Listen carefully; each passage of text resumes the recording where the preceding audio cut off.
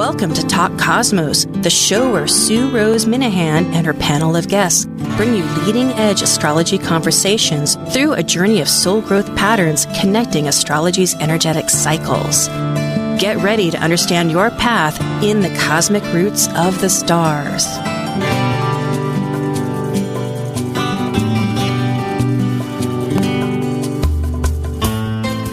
Hello and hi, this is Sue Minahan, founder of Talk Cosmos, Insightful Conversations, Awakening Your Consciousness. And that is exactly the focus for today, which is May 7th, because in a week, Jupiter, the largest planet in our solar system, is going to revisit its cycle in Taurus. It has a 12-year cycle that repeats back to the same sign and will last for a year. And it's a time that we can manifest dreams aligned to our values, purpose, and meaning. So we are ready now for Planet Buzz. Focusing on planetary ecliptic orbital cycles and planetary pairs called synodic cycles connecting the planets at the same degree that begin our relationship, these are the members of Planet Buzz. I'm Sue Minahan, the founder of Talk Cosmos, an eclectic evolutionary astrologer, consultant, certified color energy life coach, vice president of the Washington State Astrological Association, member of Kepler Astrology Toastmaster Club, of a Dwarf Planet University diploma and AA with music degree. I love mythology, philosophizing, collaboration. I'm an artist, writer, a perpetual student of life. And I'm Dr. Now.Chat. I work as a spiritually oriented psychological astrologer with students and clients around the world.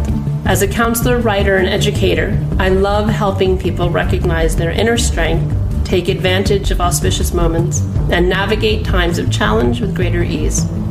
On my own podcast, Mythic Sky Storytime, I discuss astrology, mythology, and actualizing our full potential. Holding a Ph.D. in human science, my doctoral thesis, titled Guided by Celestial Light in a World of Artificial Illumination, explores the lived experience of contemporary Western astrologers. In addition to my astrological work, I have a course in personal mythology that explores the stories we carry from our ancestors and the impact those narratives have on our lives. And as the ancient Hermetic code reveals, as below, so above. As above, so below. Hi, Laura, Dr. Tad. It's so good to see you. And yes, it's great to be back. Yes, here I'm going to start right off because on our slides here we have, why isn't it doing? Oh, yes, there we are. To connect with Laura, her website is Mythic Sky, and if you want to check on the slides, it will give a better bio of who we are. And we are talking about Jupiter, the big conscious expansion energy. Yeah, the father of the, well, he's the biggest planet in the solar system, right? And archetypally, Jupiter's Zeus in the Greek pantheon, right? So yes, large leadership or in charge, but maybe egoic, particularly in the Zeus manifestation of Jupiter, planet, right? This larger than life presence, right? That's part of Jupiter being the largest planet that we know of in our solar system. Is that huge presence and the impact, right, from an astronomical perspective, from a gravitational perspective, the impact that Jupiter has on everything around it. And so it's a big presence, it's a big impact, even though it's not, astrologically, we look at the personal planets, it's also that shift astrologically, right? We talk about the sun and moon and Mercury and Venus and Mars being the personal planets, and Jupiter's the beginning of that shift, right? Where Jupiter and Saturn are often referred to as the social planets. Yes, indeed. Because they're not generational, like Pluto, that's in a sign for a decade sometimes or longer. but it's in a sign for a year typically. So all the way through the zodiac in 12 years.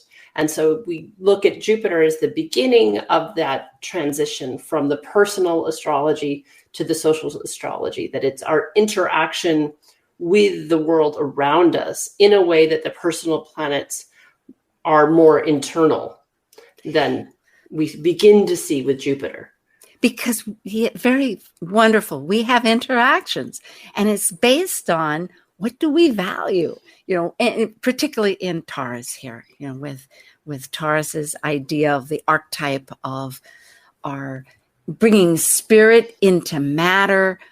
It's where we find what we value in life to have our resources to use for the purpose of living, for life, whether it's art, music, in these dynamics, and it's in our senses with a body, matter, its form, its earth sign. It's a very grounded energy. But yet here we are with Zeus, the consciousness of our visions, isn't it right? What's beyond, whether it's higher education or whether it's other cultures. Well, this is more Sagittarius, but it's still.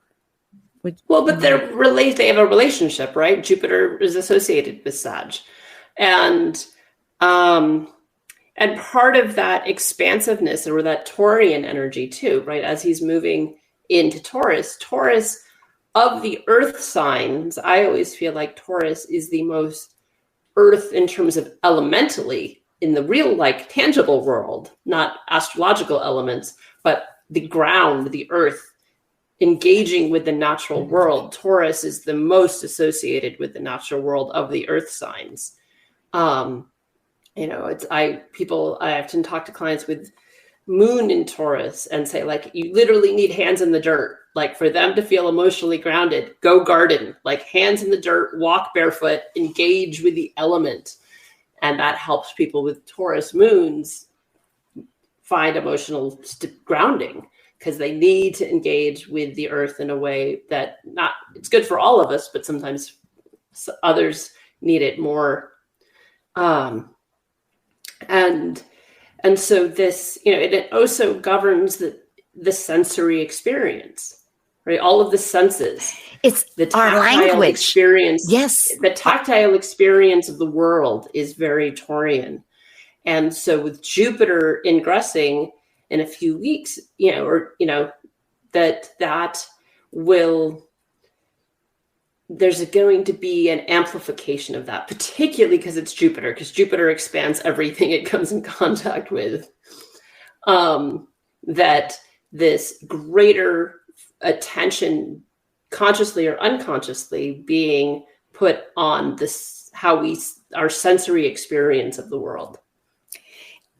For any of us that have strong planets strongly in Taurus, you and I were talking about how pivotal these, when I say this particular cycle of when Jupiter is in Taurus, how significant it is. It's really turning points.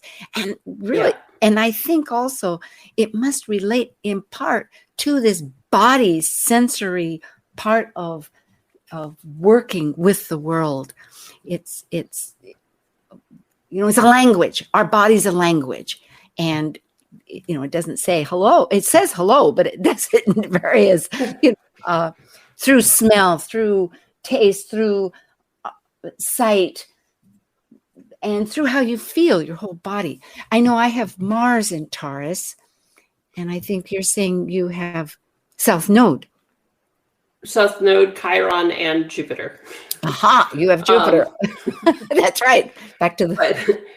But I think too, I think some of that with Jupiter, regardless of sign, is that it's one of the few planets where we can really track the cycles in a different way, because it's looking at the Venus cycle, Venus is going to be in the same place roughly every year.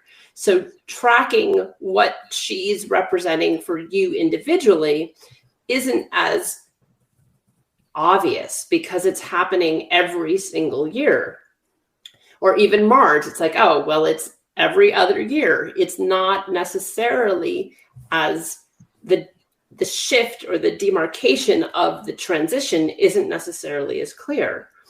But when we get to Jupiter, it's a 12-year cycle. It hasn't happened for a little over a decade. And yet we experience, 6 of them, 7 of them in a lifetime. 6 maybe, right? I mean, 5 years, 5 cycles is a 60-year cycle, right? So if you live into your 70s or 80s, you're dealing with 6 or 7 cycles of this. And so you can really start to unpack patterns in a way that I was saying, like, well, the moon's in the same place every month. It's not going to necessarily be as sort of shining a light on the personal pattern that's showing up. And we get that a little bit with Saturn, but not as much so, right? It's like if we live into our 90s, we get 3. It's not as clearly evident of the repeated pattern that we can see with Jupiter. And so that is one of the things that I think could be really helpful for individuals who are trying to understand, well, what might this transit mean for me personally, is when you can just look at the dates, and regardless, you don't even need to know your chart. You can look at the dates that we've got a slide for and just say, oh, well, what was happening in these periods of time repeatedly? And could even do some forecasting for yourself, saying, oh, well, every time Jupiter has been here, this has happened. Here's a repeated theme, and that it's likely some version of that to show up in this next year. Yes, and the last time was in 2011 to June 2012, but it systematically goes back. I'll read it. It was in 1999, 2000, then it was 1988 to 89, 76 to 77, 64 to 65, just when Uranus and Pluto were conjuncting, 52 to 53, and then back at 40, 41, which is interestingly is right when, which we'll be talking about ahead, when Uranus conjuncts with Jupiter, both in Taurus, which it will next year. But these dates, just on an immediate, go ahead, basis. Yeah. So just that's what I'm saying. It's like, so we can all sort of look at these dates, and for those periods that we were incarnated, go, okay, what was happening during that period? What was happening during that period? And what themes might jump off the page, right? Like, yes, I know that I have a Jupiter in Taurus, and so does my sister. And I don't know necessarily off the top of my head if they're conjunct, but I know when she was born. And so I know I can see, oh, there's a theme of the impact of having multiple siblings, but she was finally the first girl. I finally had a sister. I had 2 little brothers. There was finally another girl.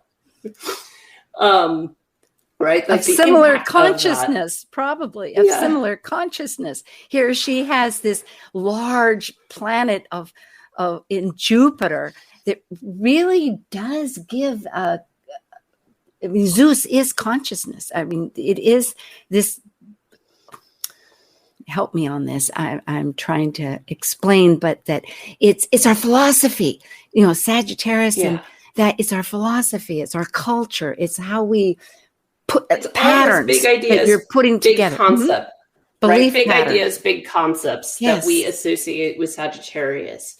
And that even, I remember years ago talking to some other astrologers about psychology falling in the domain of Sag and Jupiter, and that it's the study of psychology that would fall in that domain. Psychological processing work, that's 8th house Scorpio for sure, right?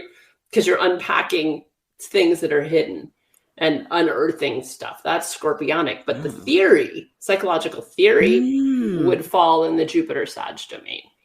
Yeah, I've been fascinated. Right? The intellectual, the analysis part of it is much more Sagittarian Jupiter, right? What's the big picture? Let me understand. And in some ways, like, what are the themes? The patterns, as you were saying too. What are the patterns? What are the themes threads that are showing up? Even like we're talking about, we can track these themes. Jupiter itself could even be representative of the existence of them, right? And that's even part of the mythology, is the repeated pattern that Jupiter plays out, right? His father, Saturn, or Kronos and Zeus in the Greek myths, right? Uranus, it's predicted that for Uranus, that his son will usurp him. Saturn usurps his father. It's predicted for Saturn that his son will usurp him. And that's what transpires with Zeus, right? There's, again, this like repeated pattern of the new generation coming in, overtaking the previous.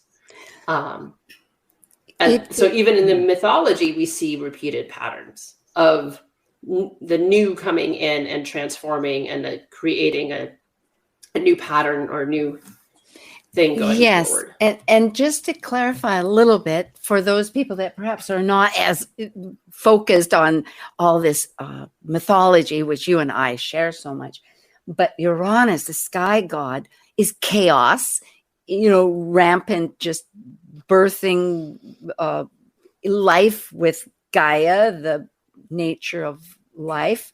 And then Saturn, that we represent time, that humans use a lot. The earth spins day and night. We go around, we have the seasons, but we live in a time-oriented world.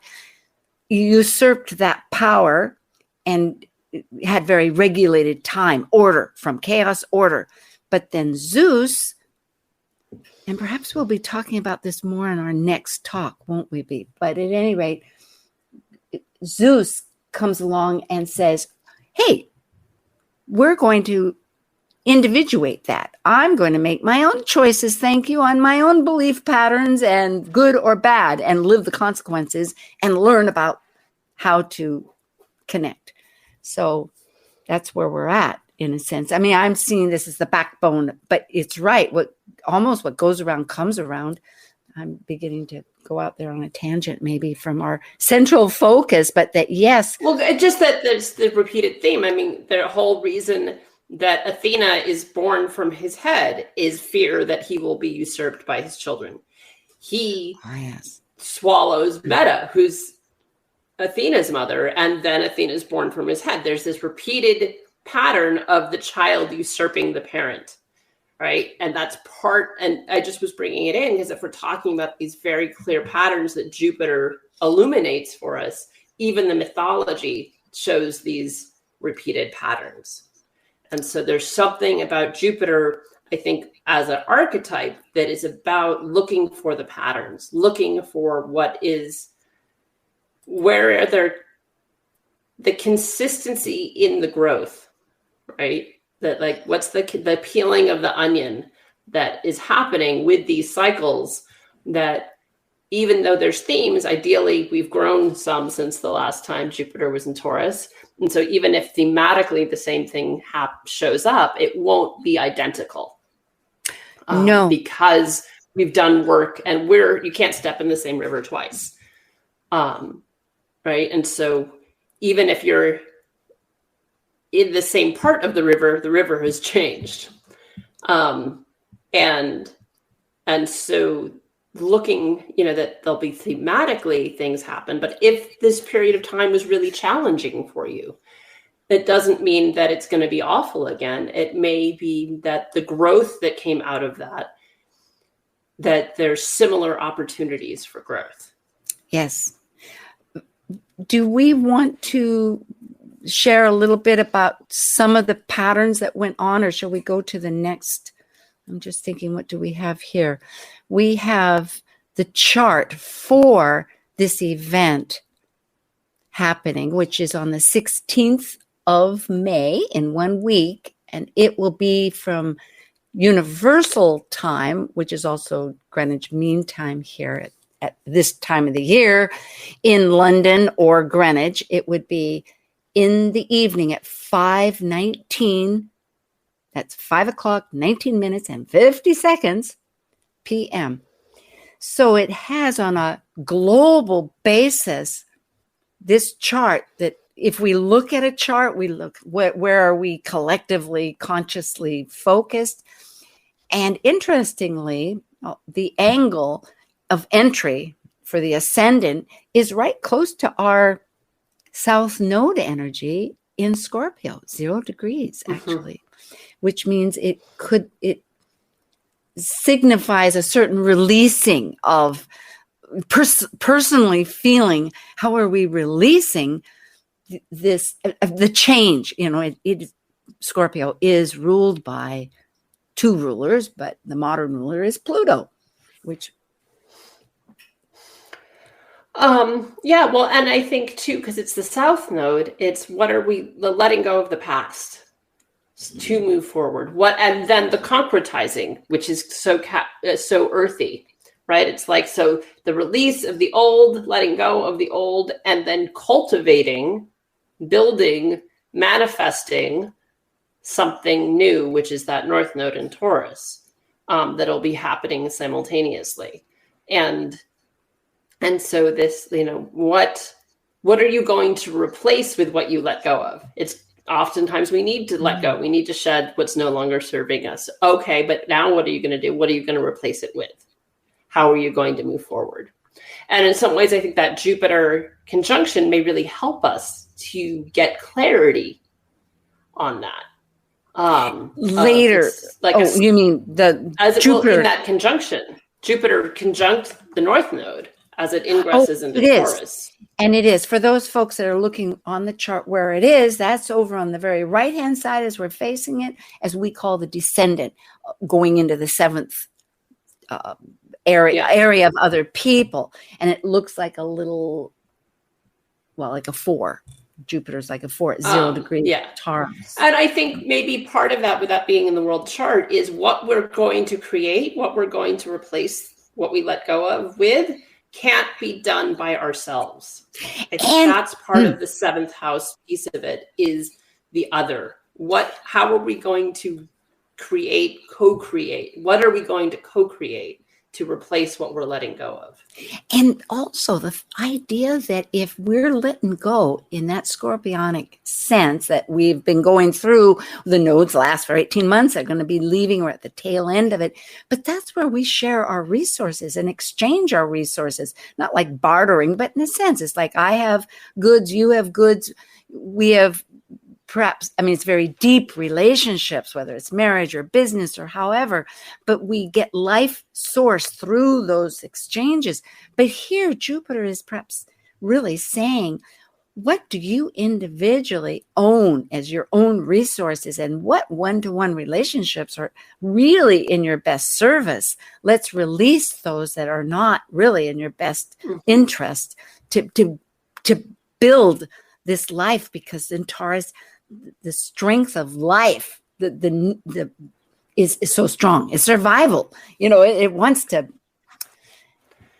grow. And I think there may be a piece of this, so in pulling in the Plutonian part, because Pluto's squaring this ingress. Yes, it's right? intention. Let's get some action.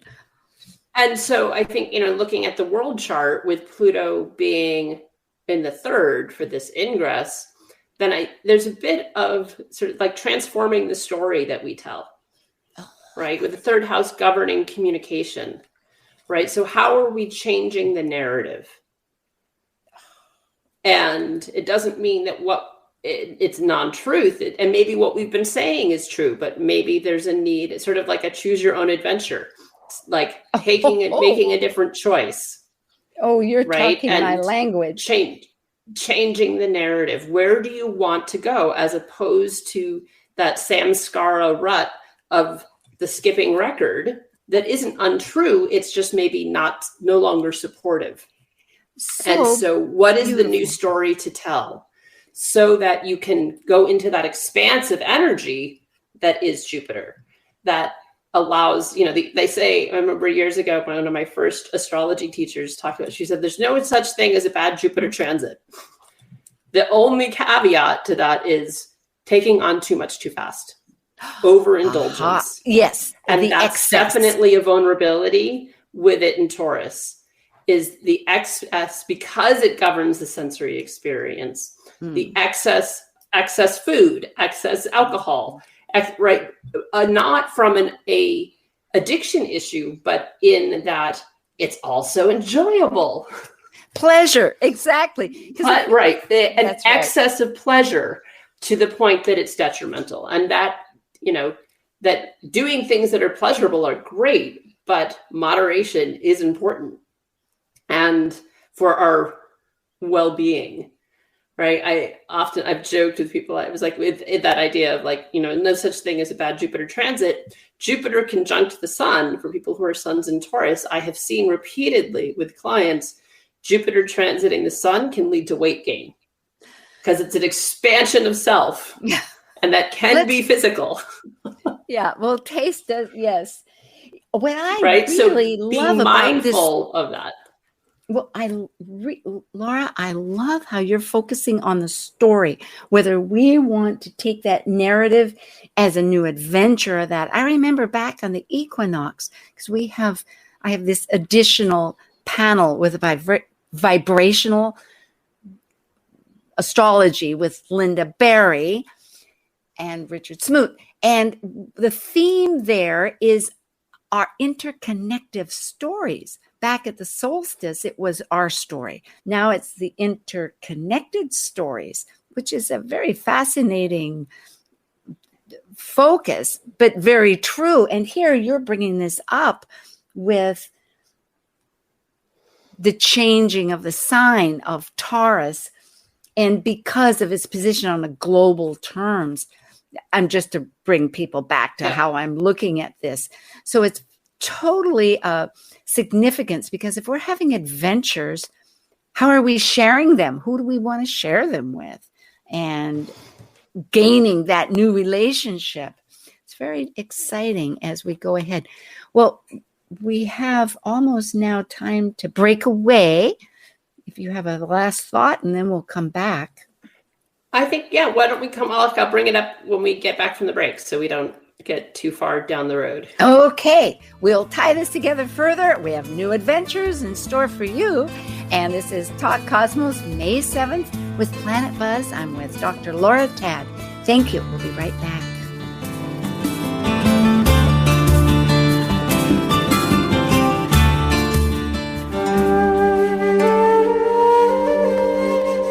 While we take a break from this week's edition of Talk Cosmos, let's take a look at this cycle's archetype. We're currently in the period of Taurus. By leaving a cycle based upon initiation, the energy of Taurus integrates spirit into a solid form of matter that is tangible and physical. It's an earth sign, concerned with self-sufficiency and the values to maintain the strength of a life form throughout its survival.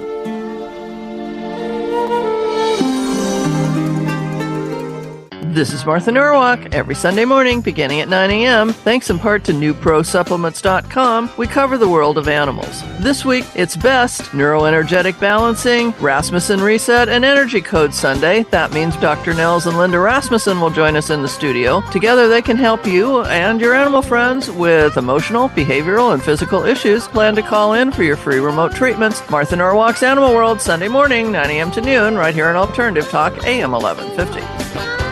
Talk Cosmos brings you leading-edge astrological conversations with hour-long programs each week on KKNW. The show goes live every Sunday from 1 to 2 p.m. Pacific.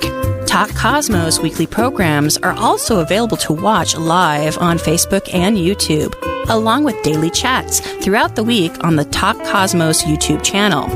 While you're there, make sure you click like and subscribe buttons so you can get the full Talk Cosmos experience. Or, if you'd rather listen to the show archives with audio only, the entire podcast collection since 2018 is available on most podcast carriers. So, grab your coffee, tea, or kombucha and enjoy the show. Alternative Talk 1150. Local talk for the body, mind, and soul.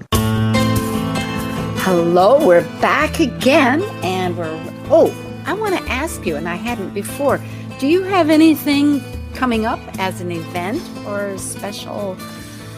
Not that is locked in for dates yet. So there's stuff in the works. I helped run a retreat in Nicaragua back in February and beginning of March. So that will be happening again, similar time next year. I don't have the exact dates yet. And I'm headed to Ireland to do some scouting to run a retreat in Ireland next summer. So I'll be doing some scouting when I'm in Ireland. Oh boy, but we will find come out. Up with a retreat for Ireland for next year. The Emerald Isle. Oh my goodness. Beautiful. All right. Well, then we will return here to our slides. Thank you very much, Nathan. Our great support. Now we have here, this is the world chart. Let's move. And as I said, May 16th is when Jupiter ingresses, and that's astrology language, into Taurus for its year cycle. It'll be from May 16th this year until May 25th of next year. So actually it'll be it's almost exactly a year this time around. It's pretty remarkable. It is. Now here, here we have for the United States. Yes, thank you. The same chart, but it will be at 1 in the afternoon, 1:19 and 49 seconds on. Well, and it's interesting because even though for folks who are watching the video, everything is pivoted backwards from the UK, that we're still seeing this communication theme, because now instead of the Scorpionic ascendant that then led us to Pluto, we still have the Pluto square going on, but we're now dealing with the Virgo rising, which means Mercury becomes the ruler of the chart and is the dominant sort of overarching layer of all of this. And so we still get this theme around communication showing up, even though it's in a different house and we're dealing with a different archetypal planet, and that planet's in a different sign. That this theme around communication is holding true even in a different part of the world. And perhaps really emphasized because it is in the 9th house. The 9th house, which archetypally is about the law, the higher education, other cultures, visions of not visions. It is out above, higher mind. So a philosophy, that's what I'm trying to say. Belief patterns, huge, like the Sagittarius. And the sun is so close to the top. So we're really thinking of our identity. There's a lot in this chart. And who's the mastery of... Yeah, well, and thinking, so with the sun very close to the midheaven, and the transmedium Edgar Casey talked about how, for him, the most important planet in the chart was the one closest to the midheaven. So, for natally, that can be anything for all of us, right? For me, it's Pluto. So for this chart, we're dealing with it the closest, and regardless of what side of the midheaven that it falls on, it's simply the planet closest to the midheaven. Venus and Uranus exactly conjunct. So it's like, speaking of the dreams and archetypes. And the midheaven being, how are we presenting ourselves to the world? What are we going out? How does the world perceive us, right? And so if we're looking at this from a mundane level, but this is the US chart, it's like, so how the values of the US are seen, or how we are seen in relation to what we espouse to be our values as a nation. If we're looking at this as the US chart because it's cast for DC, that may be part of this. Even though everything will keep moving, this ingress, it's like a birth chart, right? Well, and so it's this moment of the ingress. Okay, so this cycle, this year of May to May, this will be the themes we may be seeing throughout the year, even though everything will continue to move. Like a seed point. Yes, indeed. Like a seed point. And to tie in what you had said earlier about however it is, our personal charts. Like for me, it will be in my 8th house. So I will be personally working for a cult and for my resources, expanding them, I suppose, with other people, but on a sort of personal basis, which does make sense. And so, yeah, for different, just to tie in, here it is for the nation where we're focused with our ideals of philosophies and belief patterns, which we're constantly working on. But then for those of you who know your own charts, that will be where you start seeing the themes, right? That the ingress will occur in my fifth, even though, and so one of the themes that shows up for me with Jupiter is the birth of children that are significant people in my life.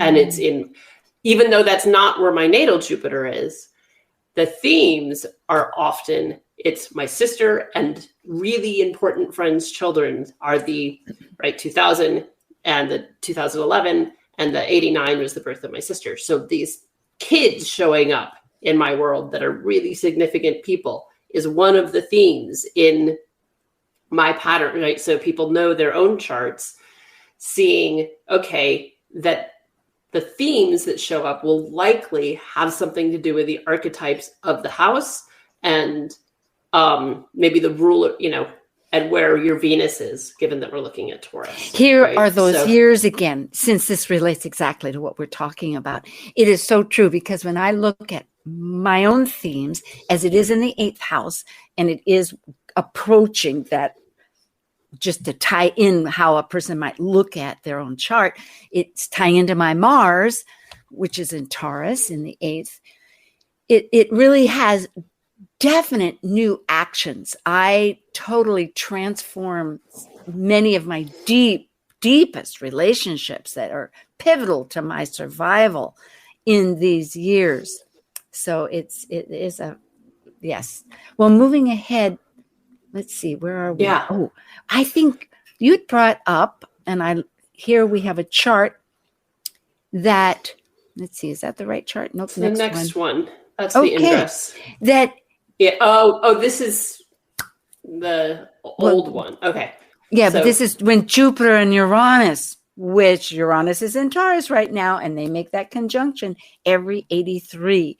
Although the cycle is 84, I was adding it up. It's 83, 84 years that they connect. And this was the last one. Yeah, so they will connect at the end of this current cycle. And maybe we've got that chart later. But so the last here, I can time, do it.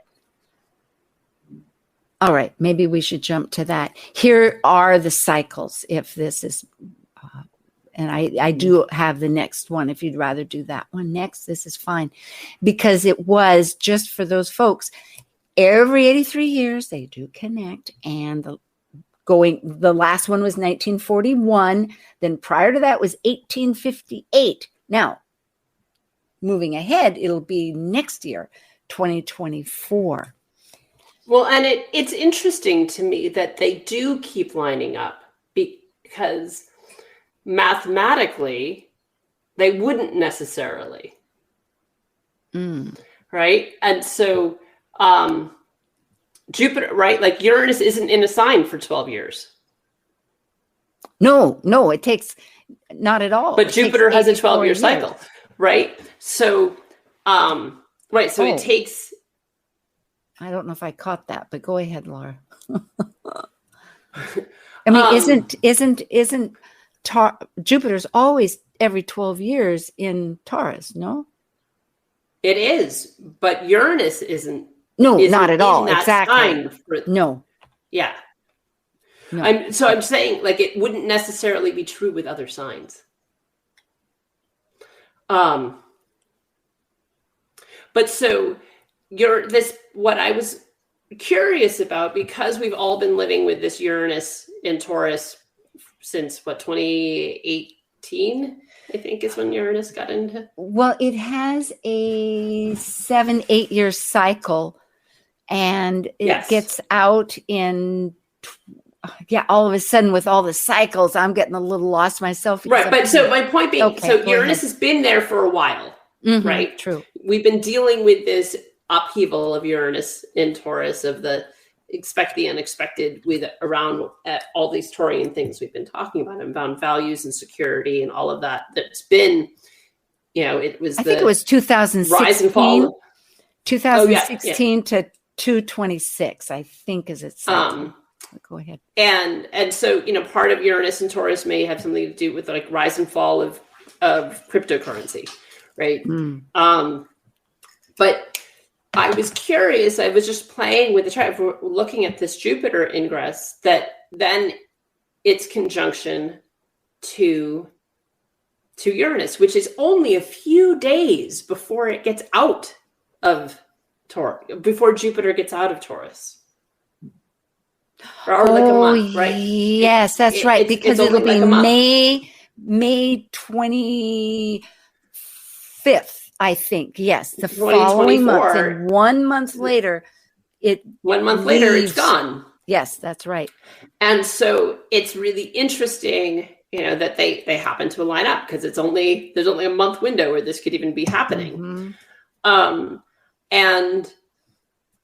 because of how different their energies are, right? That's right. One is on the ground and one is in the heavens.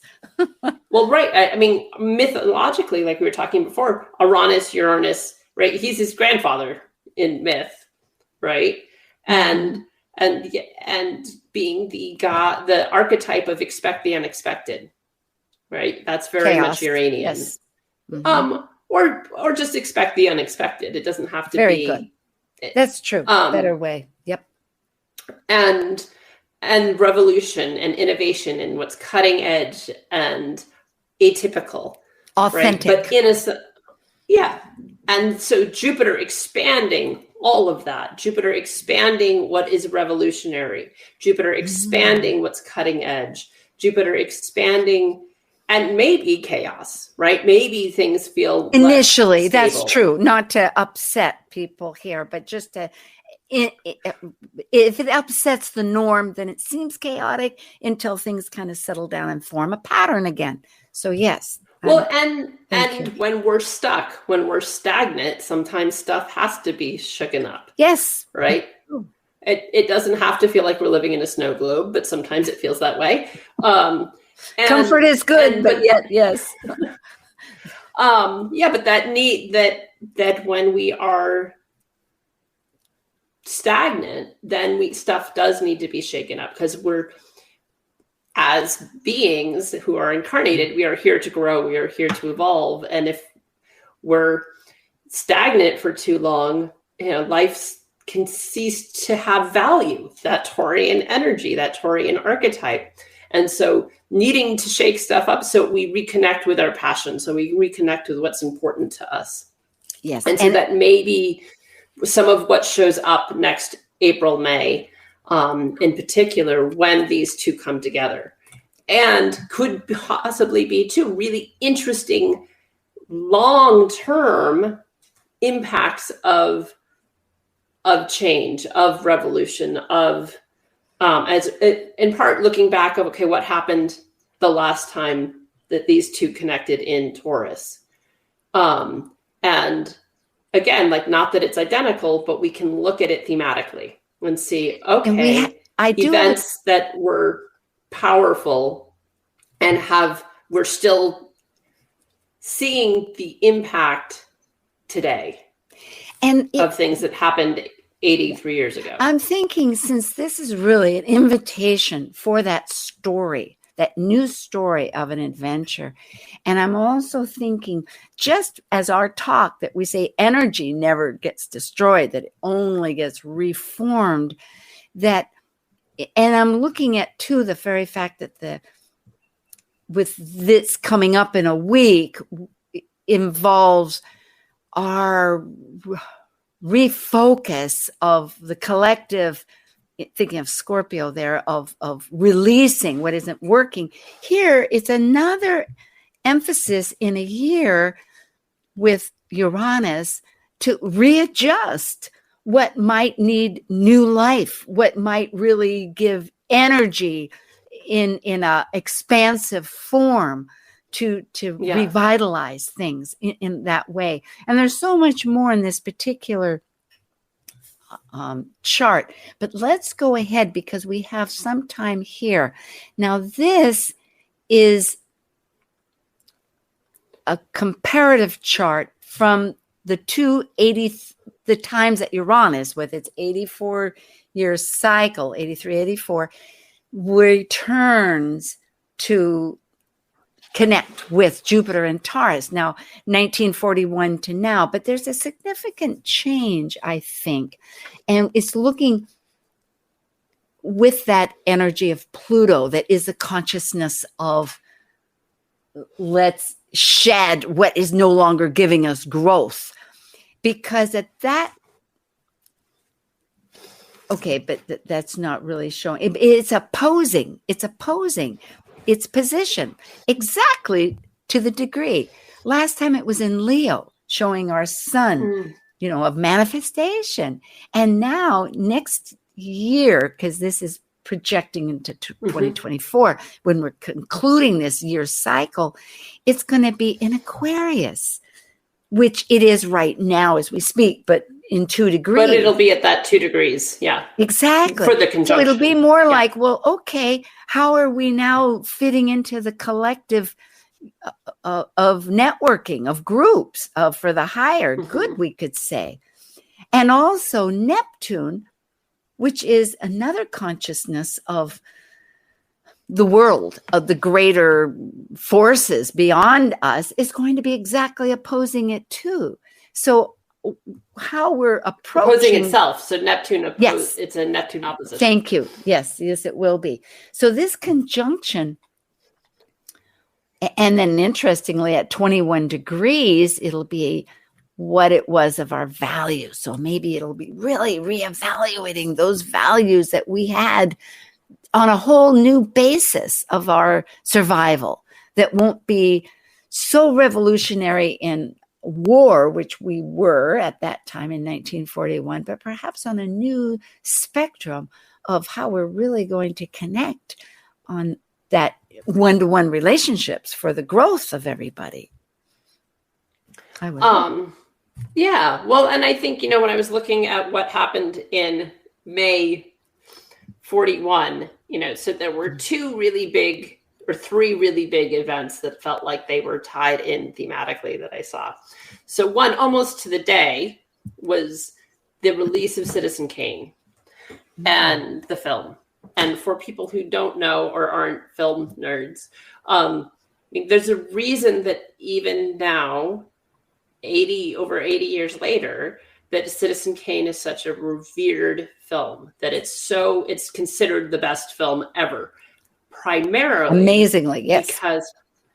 Primarily because of the cinematography, and that to shoot it in the way that they did was absolutely never happened before. They literally invented cameras to get the shots that they got for this film.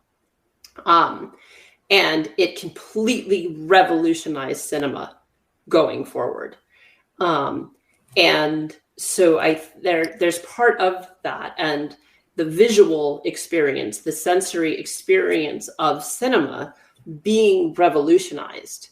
It was sort of on the scale of the first film ever being released, that level of cultural shift of perception, leading of what cinema edge. could do. Yeah.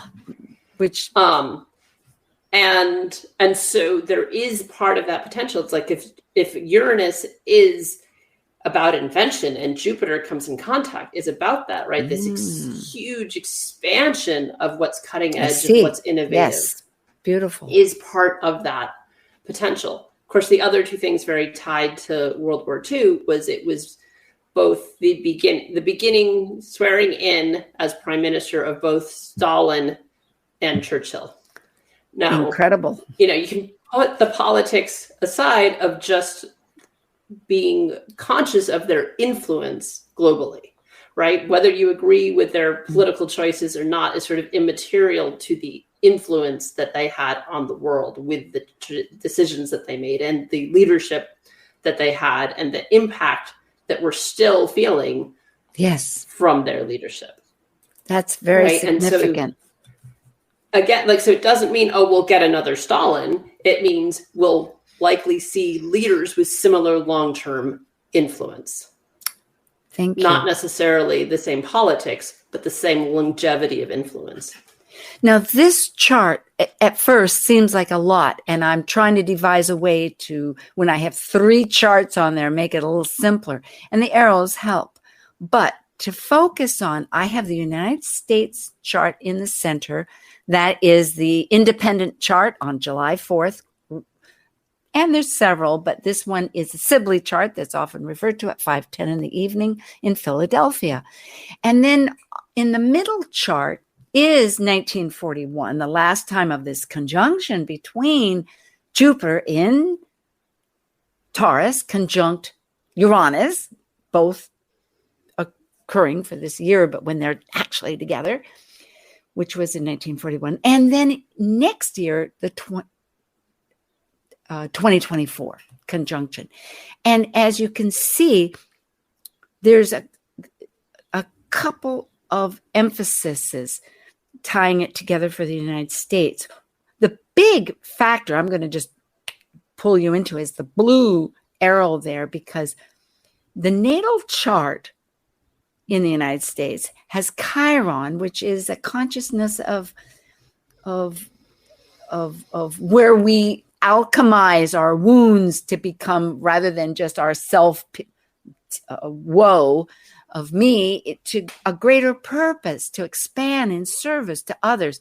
And our national one is in Aries, which means, briefly, is it okay to be me? Which, when you think of the pilgrims and everybody here, they certainly left wondering that factor. And here we are still working. And it's a return, meaning that it to me, it's a very significant time of saying that we're addressing in a new fashion how to be me. And for myself, thinking about this, connecting your words of patterns and stories, perhaps we're really beginning to evolve, I would hope, into seeing how our identity can feed into a network globally, and not even globally, but with our own nation, be of support to one another. Because the other 2 factors are, we look at those 2 conjunctions that are Pluto's of transformation, or at the nodes of the United States. And in 1941, it was on our North Node, which is in Leo. I'm manifesting my highest needs of manifestation. Whereas this time coming up, it's going to be on our South Node. So we need to release, I would think, that area that isn't functioning about how we think of our groups. Maybe they're too elitist. Maybe we need to expand it more. Yeah, well, I think that'll be part of the Pluto conjunct the South Node. I think it's also, I think we talked about this a little bit before, of transforming, that's where, like, maybe there's opportunities for reconciliation with the indigenous people of this continent. Oh, yes. Right? Because Uranus governs tribe. It also governs trauma. Right? And so what's trauma needs to be transformed. And that being part of, and maybe the piece of it happening simultaneously with the Uranus-Jupiter conjunction is coming up with the way in which the solution to dealing with this historical trauma, the generational trauma, we have to come up with something that doesn't quite exist yet. The answer to healing that is something we don't yet know, is something we don't yet understand or hasn't yet been created. And that Jupiter-Uranus particularly creating, I sort of think about with Taurian energy, right? So what might have to be invented, literally created, as a solution to this generational trauma that as a country we're navigating, right? Of how do we move forward and be comfortable in our Chiron Aries identity. Yes, because in that case, this is an invitation to say, let's adventure. who do I want to have on a one-to-one basis to form new stories of growth, of my purpose, of my values, of my meaningfulness. Jupiter's always wants to see the bright side of things. It's just... Yes, it's the Pollyanna, right? Sag is the Pollyanna of the zodiac. So it feels good to feel good sometimes, right? Yeah. Oh, it's such a pleasure always. Yes, great. You. Thanks for having me again. Always. Okay, this is Planet Buzz with Sue and Dr. Laura Tad. We'll be back again, and thank you so much. Thank you for joining us on Talk Cosmos, the show where Sue Minahan and her panel of guests connect soul growth patterns with the energetic cycles of astrology. Be sure to tune in next Sunday at 1 p.m. Pacific Time to continue your journey through the roots of the cosmic pathway.